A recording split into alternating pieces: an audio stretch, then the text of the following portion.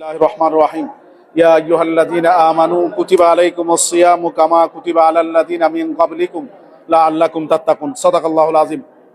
আমরা সরকারি চাকরিজীবী পরিষদ কর্তৃক আয়োজিত আজকের ইফতার মাহফিলের সম্মানিত সভাপতি, অত্র সংগঠনের সম্মানিত সভাপতি উপস্থিত আছেন, কর্মচারী নেতা আব্দুল মালেক ভাই, উপস্থিত আছেন আশিক ভাই এবং জাতীয়করণ প্রত্যাশী জোটের যুগ্ম আহ্বায়ক জনাব প্রকৌশলী মতিউর রহমান স্যার সহ প্রিয় উপস্থিতি। আমরা রমজানের আজকে দ্বিতীয় রোজা আমরা শেষ করেছি, কিছুক্ষণের মধ্যে আমরা ইফতারি গ্রহণ করব। আপনারা সবাই জানেন যে আমরা পে স্কেল বাস্তবায়নের জন্য আমরা কিছু আন্দোলন করেছি, কিন্তু সর্বশেষ আমাদের আন্দোলনটি সফল হয়নি।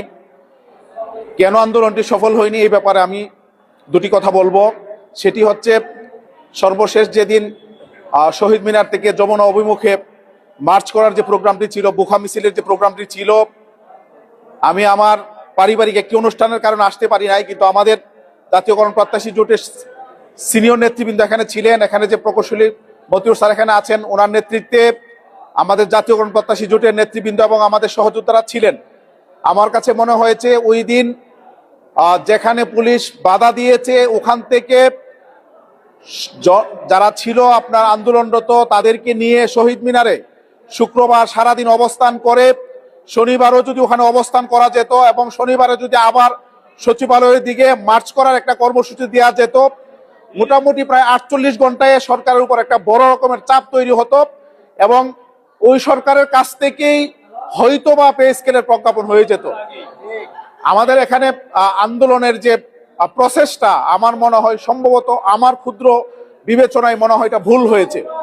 আগামী দিনে এই সরকার ল্যান্ডস্লাইড ভিক্টরি নিয়ে ক্ষমতায় এসেছে, এই সরকারের কাছে আমাদের প্রত্যাশা অনেক বেশি।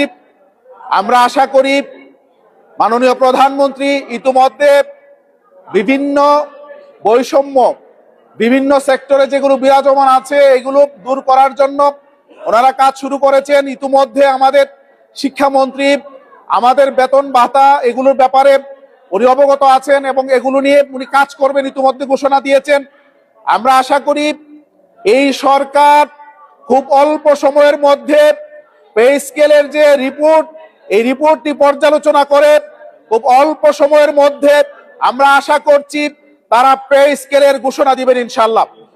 আমরা আজকের এই প্রোগ্রাম থেকে দেশনেত্রী বেগম খালেদা জিয়া, শহীদ প্রেসিডেন্ট জিয়াউর রহমানের পুত্র দেশনায়ক তারেক রহমানের কাছে আমাদের আহ্বান, আমরা 6 লক্ষাধিক শিক্ষক কর্মচারী, 22 লক্ষাধিক কর্মচারী প্রজাতন্ত্রের সকলের পক্ষ থেকে আমরা আপনার কাছে জোর দাবি জানাতে চাই, আপনি আগামী ঈদুল ফিতরের আগে পে স্কেলের প্রজ্ঞাপন জারি করে প্রজাতন্ত্রের 22 লক্ষ কর্মচারীর মুখে হাসি ফুটাবেন বলে আমরা বিশ্বাস করি।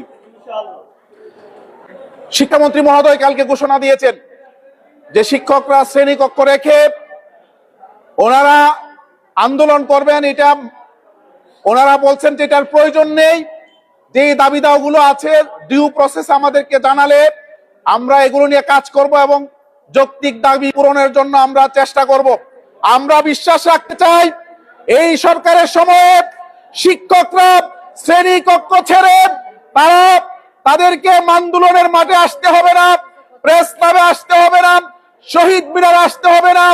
আমরা বিশ্বাস করি ইনশাআল্লাহ আমরা সরকারের সাথে আলোচনার মাধ্যমে যেই সেক্টরে যেই সমস্যাগুলো আছে প্রত্যেকটি সমস্যার ব্যাপারে আমরা যথাযথ প্রক্রিয়ায় সরকারকে জানালে সরকার আমাদের দাবি যদি মেনে নেয়, আমরা কোন রকমের আন্দোলনে রাজপথে আমরা আসবো না ইনশাআল্লাহ। তবে এটুকু বলতে চাই, আমাদের যৌক্তিক আন্দোলনের ব্যাপারে যে রকম ভাবে ফেসিবাদ সরকারের সময় এবং ইন্টারিম গভর্নমেন্টের সময় যে রকম ভাবে আমাদেরকে অবজ্ঞা করা হয়েছে, আগামী দিনে যদি প্রজাতন্ত্রের 22 লক্ষ কর্মচারীর যৌক্তিক পে স্কেল নিয়ে কোন রকমের অবজ্ঞা করা হয়, 6 লক্ষাধিক শিক্ষক কর্মচারী সহ প্রজাতন্ত্রের 22 লক্ষ কর্মচারী পে স্কেলের প্রজ্ঞাপনের দাবিতে রাজপথে নেমে আসতে বাধ্য হবে। আপনাদের সকলকে আগামী দিনে পে স্কেলের জন্য যে আন্দোলন ঘোষিত হবে, যৌক্তিক সময়ে এই যৌক্তিক দাবিতে যে আন্দোলন কর্মসূচি ঘোষণা হবে, আপনাদের সকলকে সেই আন্দোলন কর্মসূচিতে অংশগ্রহণ করার জন্য সংগ্রামী উদাত্ত আহ্বান জানিয়ে সকলের সুস্বাস্থ্য কামনা করে শেষ করছি। আল্লাহ হাফেজ। আসসালামু আলাইকুম।